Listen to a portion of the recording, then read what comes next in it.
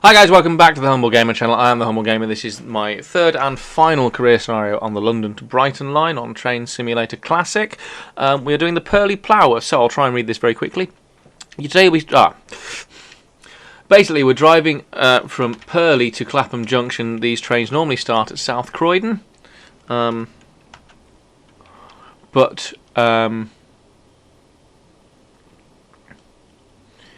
because of the snow, they're trying to not do. Oh God, I've clicked out the game. But because of the snow, they're trying not to do that. So that's why we're starting at Pearly. We are then going to Pearly Oaks, South Croydon, East Croydon, Selhurst, Thornton Heath, Norbury, Streatham Common, Balham, Wandsworth Common, Clapham Junction. So this is quite a stop-starty train, a definite local service. Oh, there we go. I just need to alter that, so the game is going to have a minor freak out again. There we go. Right, so Pearly Oaks is, I'm just going to say the scenario, is in less than a mile. And the limit is 25 as we pull out, so away we go. Like I said, this is the last time I'm going to join you because there are 3 other scenarios left to do. One of them is from, I think it's Haywards Heath into London, which we've kind of done with the Brighton commuter thing. And the other 2 are various plays on London to Brighton, Brighton to London. And we've done that, so there's only so much you can do on certain routes. And this is a route where you're basically going between London and Brighton, or variations of, with whatever you do. So I didn't want to do too much London and Brighton when there's so many good career scenarios on so many good routes across the Train Simulator Classic spectrum. I don't want to not waste time, but there's only so much you can do on a route like this, and you guys have to be interested, and for part of that I have to be interested because I have to want to talk about stuff, and I don't really want to talk about London to Brighton all the time. However, I will do another call to action now to remind you that in August we are doing another summer Steam Gala. This one is particularly themed, and it will be August is basically being taken over on the channel. August is going to be Train Sim the entire way through. So, if you're not into that, skip August, basically. But we'll be seeing a lot of locomotives on a lot of routes. They will obviously all be steam because just going to put the sanding on because it is the Steam Summer Gala, but emergency, yeah, you're going to give me the points for that, but that's fine. I've done that stop terribly because I'm self-promoting. But I am okay with that ultimately because I accept that it was my responsibility. So, yes, definitely come back in August for other stuff that's going on. This will be quite a long stop in Pearly Oaks because we're actually there early. Part of the way we were there early is because I was speeding. I wasn't speeding that much, but I drove it very badly and ended up stopping just off the platform. So yeah, it didn't go well. I think it would be a liar that said it did go well. Because it didn't. Let's have a look at the passenger view. Not done that yet in this particular locomotive. It's a locomotive type I know reasonably well because I have travelled on this type a couple of times. I've also travelled on other types, lots of other types, and they all look pretty much bloody like that because we have no design flair in this country anymore whatsoever. Trains are now a purely functional entity. Who cares if they look nice or if passengers feel like they're sat somewhere comfortable? Fuck them. They're only paying the railways to continue working. Why should we, in a country, particularly in Britain, where the railways are struggling to draw people back to them, why should we have any flair in our designs, or why should we try and make people feel comfortable? I mean, look at this radical lefty over here. I'm just saying, there is never going to be a Reader's Digest book of modern DMUs or DEMUs because they're all fucking boring. They're boring to look at, they're boring to watch, they're boring to be in. But I will continue to drive them if it's what you lot want to watch. I'm happy to make that sacrifice. I am looking forward to driving a lot of steam locomotives through the summer. Well, it'll be through the spring, but I'm looking forward to you watching me drive a lot of steam locomotives through the summer. Never particularly enjoyed the boxes on wheels. Like some of the heritage DMUs I get because they've got a bit of character to them. These don't. These are just functional metal tubes. Which, I guess from a purely, what's the word I'm looking for? Efficiency point of view is perfect. That they do the job, and that's fine. But I just think, given that we in Britain, particularly in Britain, I can't speak for many other countries, we are lamenting the state of our roads. We're lamenting the fact that people aren't using them anymore. People are coming away from the railways. We're going to the motor car a lot. We're getting more traffic because people aren't going to the railways. I can't help but feel like the people that run the railways are not doing an awful lot to get people back on them. That's just my 2 cents. I don't want to make it political, but I've got to be honest. I think if you're a member of the Railway Executive Board or whatever it is these days, the Transport Commission, or you're head of Arriva Wales or whichever companies there are these days that run them. Oh, we're running ahead of time. Sorry, I got so distracted by making a point about the fuckwits that run our railways that I forgot to actually remember that we're doing a scenario and I'm doing it reasonably quite well up to this point. Says touching wood. So yeah, if you are one of the fuckwits that runs our railways, maybe look at yourselves as to why people aren't coming back to the railways and why you're losing out to the car. Heck, in Britain you'll start losing out to the internal flights soon, and that says something. You'll probably lose out to them price-wise as well. And we're not America. We don't do internal flights particularly well. So, have a think.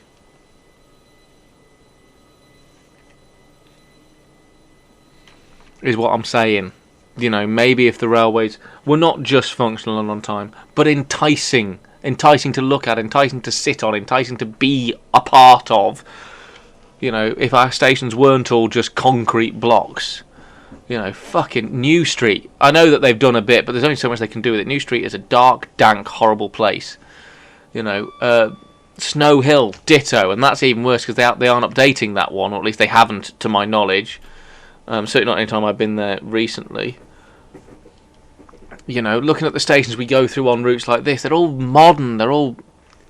And I should point out, inherently there's nothing wrong with being modern, but they're all clinical. They're not... Modern is the wrong word, they're all clinical. They all feel like they've been cookie-cutted. And there's no feeling of, this is my station. This is where I get on my train. This is the station that represents my town, or my borough, or my city. This is where I get on and off the train. I've seen Minecraft stations that have more character than some of our real life stations, and that is a depressing place for the railways of Britain to be in. And it shouldn't be like that. The railways, I've said on this channel before, and I'm a big advocate for it, the railways should be taking a lot of stuff off the roads. Freight mainly, yes, but they should also be a viable option for more commuters than they are, and a wider range of commuters. I think I personally am a fan of nationalisation. I think nationalise the buses, nationalise the railways, and then they can work together. Or if you don't want a nationalised concern, that's fine. Privatisation can work as well, but work the fuck together and sit down and create a coordinated transport policy that we could have had. We could have had when Beeching did his report. We could have had when Ernest Marples and his current Conservative Party put forward the closure reforms, some of which were needed. There's nothing wrong with closing of railways. Closing railways happened years before and years after, and Beeching was not the problem. Beeching just did as he was asked and did a report. People like Marples and other subsequent governments followed it to the letter. Although it should also be pointed out that a lot of people that went to their local station to complain about how much they used their local line fucking drove there. So, figure that one out. Why should we keep our line open? How did you get here today? Did you come by train? No, I drove here because the car's more convenient. Well, that's the part of the fucking problem. But anyway, coming back to the modern railways, make them usable, make them fit for purpose. We're updating stock now, which is good. We haven't done that in a fucking long time. Imagine, I mean, I've been on railways all over the country at various points in my life, and the fact that the Pacer lasted as long as it did, and I don't hate Pacers. I think they're perfectly good, but they're old. They should be on preserved lines now. They should be at diesel heritage centres, or adding to steam heritage centres rolling stock. I should be at the Severn Valley Railway thinking if I'm going up to the diesel gala, I should be getting on a Pacer. They should be part of the diesel gala. Things like the old classes, obviously we've got some stuff that's done. There are some classes that deserve to be kept on, like the Class 50 locomotives. They deserve to be kept on because they do a good job. A lot of our diesel locomotive hauled stock is fine. I think the coaching stock for that needs upgrading, but that's a different matter. But I just think make the railways more enticing by making people think that was a really comfortable journey and a really easy journey. My tickets were really easy to book and not convoluted, and they weren't that expensive either. That would fucking help. And I just think that's one of the reasons it's the pricing that really makes me think we need to nationalise. Because actually, if it's nationalised, we're all paying into it with our taxes. We've already paid part of the rail fare up front. Rail fares can come down because we're all paying into it, which is one of the reasons that the NHS worked to start with before they started, what's that word? Privatising bits of it. Anyway, I'm going to get off my political soapbox now because I don't like to bring politics too much onto the channel, and we're going to reflect on the fact that I've scored 207 points in this scenario, and we're actually already at Selhurst. We've got Thornton Heath, Norbury, Streatham Common, Balham, Wandsworth Common, and Clapham Junction. So we've got 1, 2, 3, 4, 5, 6, 7 more stops in 6 miles. So basically, each stop is less than a mile. So, yeah. So, if you want to start a debate in the comments, please do. I won't be present for it. I have lit that blue touch paper and stepped well back from it. But, yeah, I think our railways could be run better.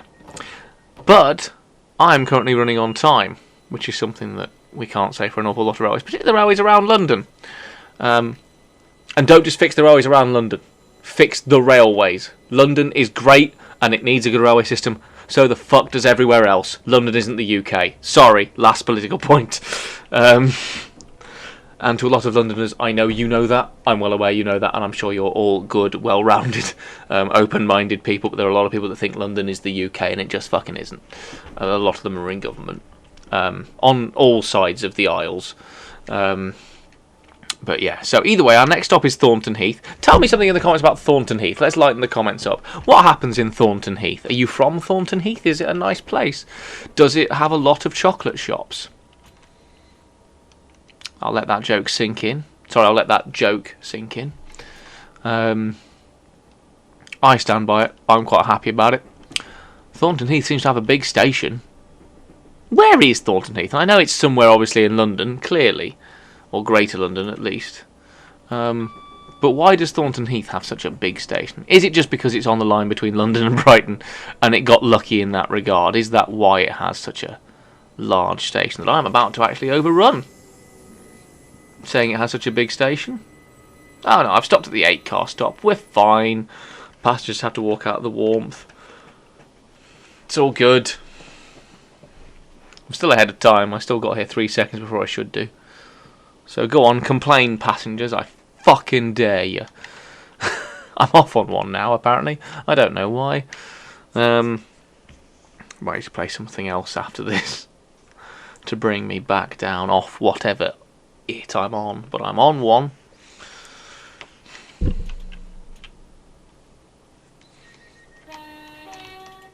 A timeless bonus of plus 90. Thing is, whenever I pull up to a station, I'm losing points because I'm going so fast and I'm focusing so much on ranting at you guys with what I'm sure could be easily disproven political arguments. Because I'm not political actually. I have my thoughts, but I'm not up to date politics. I don't read the papers or even watch the news. Frankly, I do hear stuff, and I do keep myself in touch the way I want to. I have the BBC News app on my phone, which I'm sure some of you will have a go at me for. It's not the only place I get my news, but it's the only app I have on my phone. But yeah, I'm not up to date politically, and I'm sure that every argument I've just given for particularly improving the railways via the method of nationalisation can be unpicked, and I get that, and that's fine. I would still prefer a nationalised concern to a privatised one, but that's just a personal preference. I'm well aware that may not be the best thing for the country. I think it personally would be, but I'm well aware that I could be proved wrong, is what I'm saying. Bing. So we're supposed to be stopping basically every 3 minutes between here and Clapham Junction. So yeah, right, we're going to stop. See if we can stop this early before I get to wheel slip territory. I don't think I will. I think I've done that even too late. Hello, Norbury. How's Norbury? How are you diddling? We diddling all right, Norbury? What's up, my Norbury Massive? I don't know. I don't know. Please don't ask. I have no idea what's going on. However, that is a much better stop. So, thank you for that. Oh, it's big snow as well. It's that sort of big snow that you can see landing on you, not the tiny little piddly snow that's basically like someone's thrown powder all over everything. Actual snow. Proper, honest to goodness, British snow. Snow's not British, it's just a weather formation. Yeah. So how's everyone doing? This episode has gone places that I didn't... In fact, these 3 episodes on London to Brighton have gone places I didn't think they would go. And I certainly had not planned for them to go before I started recording. So, yeah, London to Brighton's been a fun experience. For me, anyway. I hope you guys have had fun. Less of the relaxing, let's listen to Humble drive a train videos. More the, I'm going to rant and rave at you about politics. Sort of sitch. So take that for what it is. If you didn't enjoy it, I humbly apologise. I'll try to be less political in my next railway career scenarios playlist. I don't know where I'll be going next. Charlie hasn't shouted a town at me yet, so I don't know when it'll be or where it'll be. All I can tell you is it will be. But yes, and definitely come back in August for some more steam heavy stuff. Oh, excuse me. Too much energy talking absolute wank that I've just decided that I needed to yawn. Right, Streatham Common, or Streatham, probably Streatham. Might even be Streatham.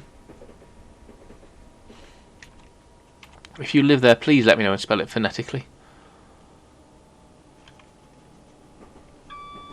Bing. Not slowing adequately enough.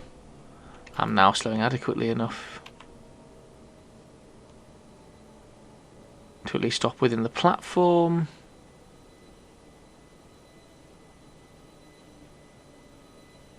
There we go. I like the fact that it has automated computers in this locomotive. Like those screens either side of me, the one directly beneath my face as the video is, and just to the right hand side of the screen. Just to the right hand side of the screen. As you guys are looking at it, they come on automatically.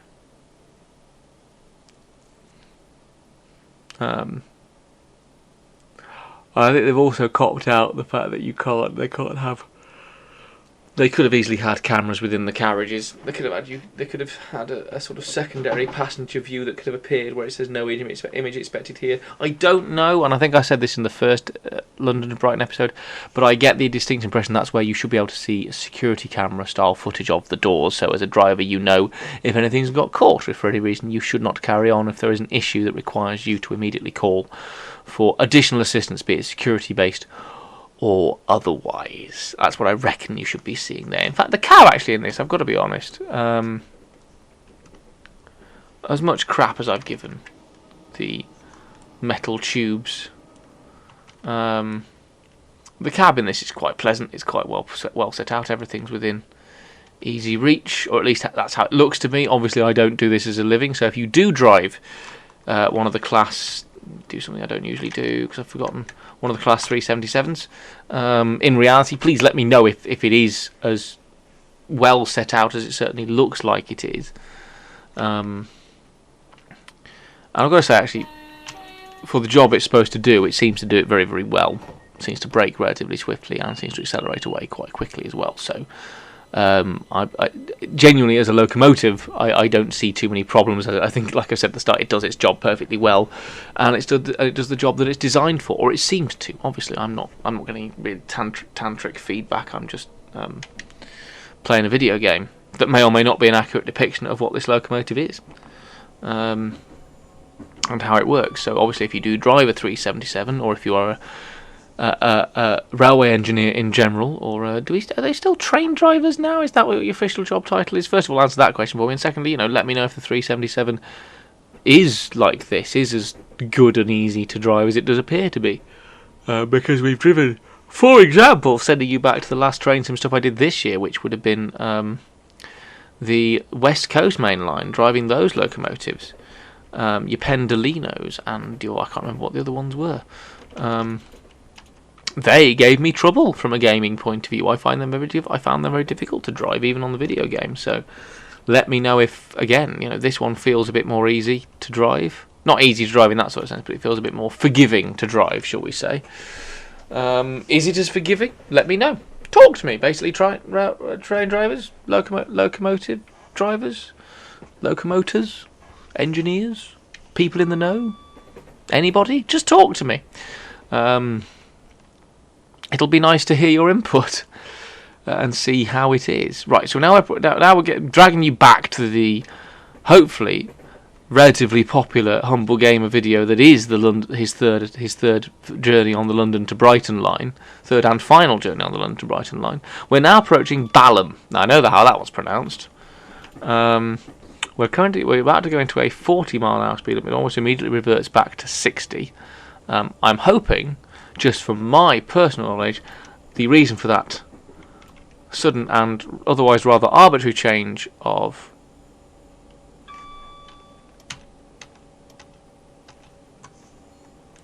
what? Why did the lights go out? I'm not playing Silent Hill anymore. Why did the lights go out? That's creepy.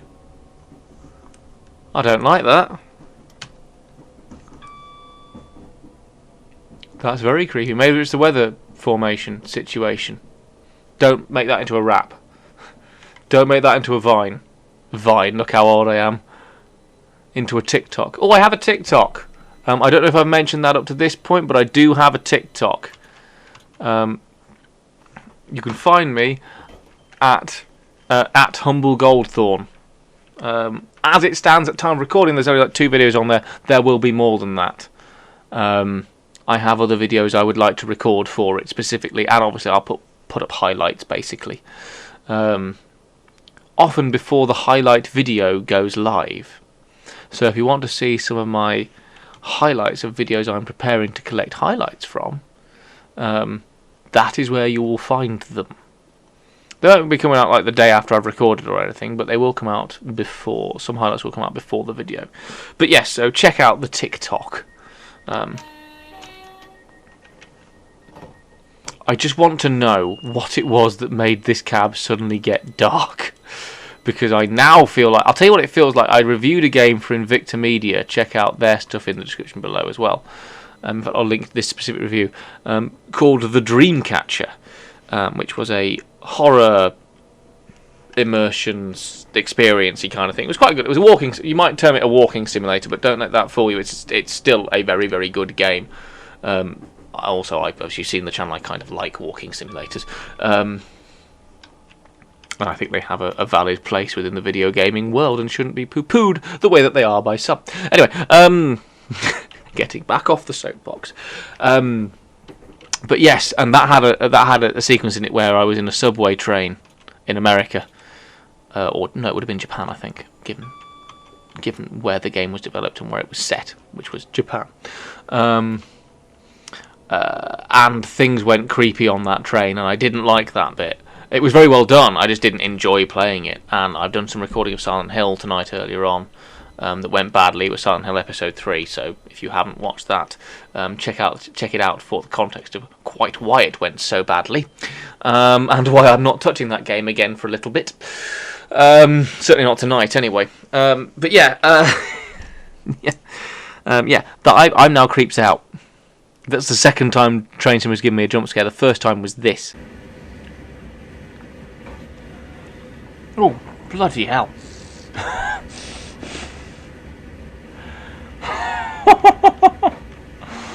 was terrifying. Train Sim gave me a jump scare. And that's going back a long time. So, yeah. Not comfy with the fact that this has suddenly gone weird. Kind of expecting someone to, or a face to suddenly appear at one of the windows. No, that's not anything dark. That's just the station. I think it's just because in the game we've now moved on to nearly 4 o'clock, and when we started the sky was just lighter. I think that's how I'm rationalising it. That's what's gone on. But by God, that freaked me the fuck out. Oh, spooky. But yes, so we've actually arrived at Balham 2 minutes early. 2 whole minutes early. And our next stop is Clapham Junction in 1.39 miles, where another driver will take over. And thus will end our time on the London to Brighton line. As a route, putting my aforementioned video game reviewers head on, it's quite good. You know, I've been to Clapham Junction, and it looks like Clapham Junction. These locomotives all seem to work fairly well. It worked kind of out the box. I didn't have to figure out too many things. There weren't any complicated or convoluted. And I know it's a simulator, but they've got Train Sim World to do this sort of stuff in. There's no convoluted turning on of the engine or having to press buttons in a certain particular order to make it go without lots of alarms going off in your face. Yeah, I like it. Obviously, I don't travel the route a lot. If you travel the route between London and Brighton a lot, let me know from what you've seen if it's realistic. It feels kind of like, again, having not driven it in reality and not used it a lot, it kind of feels like I would expect it to feel, if that makes sense. I'm not sat here thinking this doesn't feel like a London to Brighton run. It does feel like a London to Brighton run.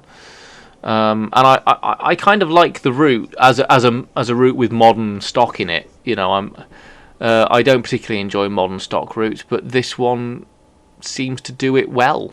And I'm not sure I can give it any better or worse praise than that. It does what you'd expect it to do. So yeah, yes, I know the speed limit changes to 20 in a second. I can fucking see it on my HUD, game. Don't make me come back there. But yeah, so yeah, overall I've enjoyed my time on it. I still think they could have done more operationally, because I'm sure that other stuff happens. I'm sure it's not. I know that it will be primarily a commuter route, but Brighton has, docks. It has a through route.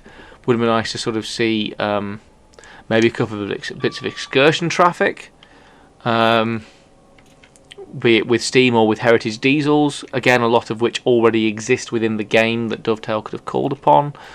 I think it's a very easy cop-out move to say, well, it's a commuter route, so you're just driving the commuter trains. Yes, I get that. I do get that, but I think you still could have used the route you've got better. Rather than having, because you've got 6 scenarios, 4 of which are London to Brighton Express, Brighton to London Express. 2/3 of your scenarios are the same scenario from literally different ends. Not emergency brake. There we go. Down to 7 mph now. As we approach Clapham Junction. I nearly called it Clapham Common again, like I did in the last episode. It's not what it is. It's where it is, but it's not what it is. Ooh. And now it looks like Clapham Common is in some sort of Clapham Junction is in some sort of sci-fi force, but that effect seems to have dissipated now. It must just be the weather that's made the lighting on this weird, or more specifically the weather system, the weather implementation system. So we'll get the passengers on. We will now. I don't think I've got a screenshot for this, and I'll be honest, something a bit depressing at Clapham Junction seems like the perfect screenshot in many ways. So I think I'll just grab that as a potential screenshot. But yeah, so I hope you have enjoyed our time on the London to Brighton line. If you have, please do like and subscribe. Check out the game in the description below. Time to take a well-earned break and let the next driver take over. Yes, well-earned after that half-hour drive. Check out, like I said, check out the game in the description below. Check out my other train sim stuff in the description below. Check out my Sodor Snippet stuff. Check out my Railway Empire stuff. There's a third series of that coming as well. We're going to play through all the DLC packs of that I have. I don't currently have Japan. I will do at some point, hopefully. But yeah, so check out everything in the description below. Thank you ever so much for watching. I don't know where we'll be next. So I was me. That was the end of the London to Brighton line on Train Sim Classic. Thank you ever so much for watching. Goodbye. I think I'm researching NAS anyway. You'll want to see that before you... Yes, I do want to see that before I go. Chlamydia Confederacy. From Reverend Elder Maroon Nectar, the elected leader of the Chlamydia Confederacy. Maroon Nectar. Our warriors... That's not even one NAS, that's one. Is that what the game gave you?